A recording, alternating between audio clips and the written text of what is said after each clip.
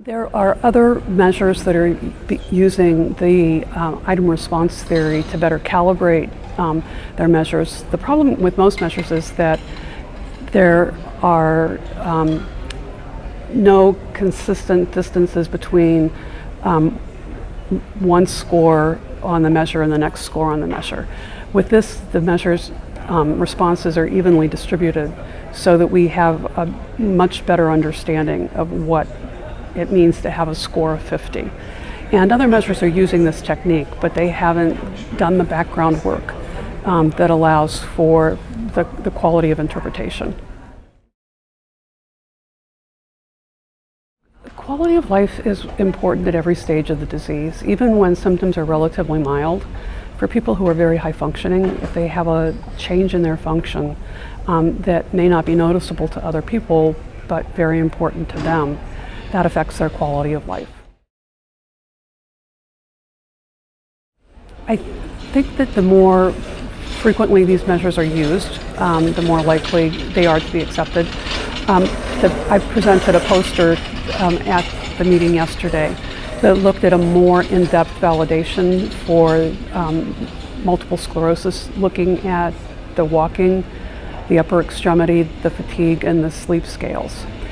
So as we increase our understanding of the validity of the measures, they'll gain greater acceptance.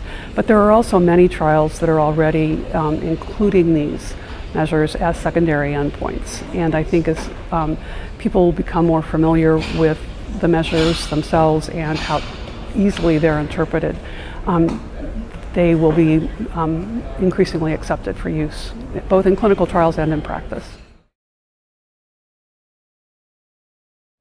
People were really interested in the methodology of item response theory, and they were also very interested in learning more about how people at different stages of the disease are affected in some of the different domains that we assess. For example, it's very clear that as a person lives longer with the disease, there is an increased disability with walking and with upper extremity function. On the other hand, we discovered that there was no difference in fatigue levels or sleep disturbance, regardless of whether a person was early in the disease or later in the disease, working or not working. And those are the sorts of findings that really tell us what are dynamic aspects of quality of life and which are more stable and which we really need to attend to across the disease. Sometimes it's assumed that sleep is not a problem early in the disease. It might become more of a problem later in the disease.